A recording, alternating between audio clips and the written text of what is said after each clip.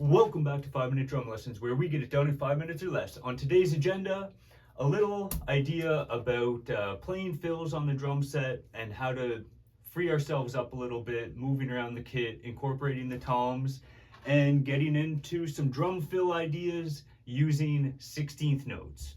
So the exercise is basically get a steady stream of 16ths going. 1E and a 2E and a 3E and a 4E and you just keep it nice and steady, and try to keep your count, like try to keep track of where you are in the bar, ideally. E and 3, and then basically you're just gonna move it to the kit and just move around, and don't worry too much about, which drums you're hitting or which order, or even if you love the sound or not. It's more about just opening things up a little bit. 1E and a 2E and a 3E and a 4E and a 1E and a 2E and a 3, the 4E and a 1E, and just try to move around and see what it sounds like.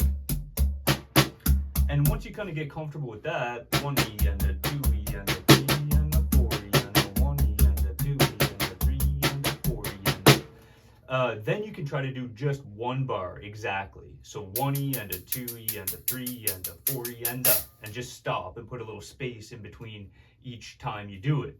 1E and a 2E and a 3 and a 4E and 1E and a 2E and a 3 and a 4E and just to really practice playing exactly one bar.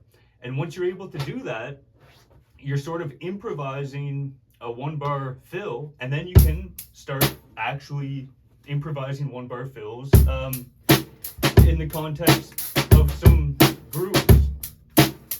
And do 3 bars at a time, and then 1E and a 2E and a 3 and a 4E and a 1.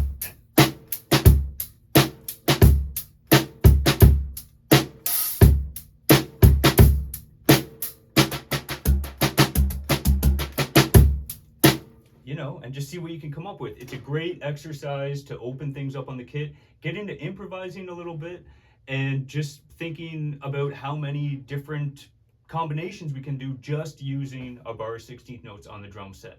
So that's the idea. One little bonus tip is you can also incorporate a hi-hat hit, ideally kind of opening it for a second, and with the bass drum, and use that as one of the sounds as well.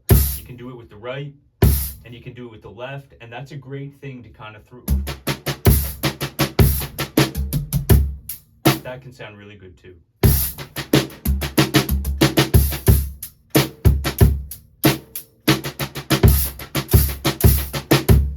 See what you can come up with like that, in that sense.